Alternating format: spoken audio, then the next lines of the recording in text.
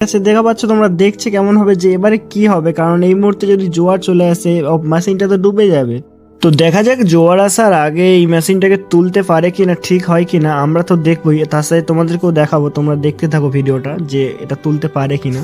তো তোমরা দেখতেই পারছো অপারেটর আবার মেশিনে উঠে গেছে, উঠে চেষ্টা করছে এটাকে উপরে তোলার জন্য, কারণ এটা একটা চেন নেই, একটা চেন আছে, তো একটা চেনে কিভাবে এটা উপরে ওঠে আমরা তো দেখবো, তার সাথে তোমরাও দেখো।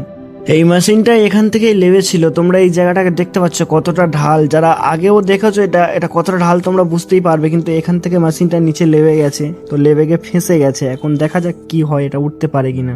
তোমরা যারা চাইছো একটু শান্তিতে সময় কাটাতে, একটু ফ্রি মাইন্ডে থাকতে, তোমরা চলে আসতে পারো রামনগর নদীর পাড়ে। এই জায়গাটা খুবই সুন্দর, নদীর ধারে একদম নিরিবিলিতে বসে সময় কাটাতে পারো তোমরা।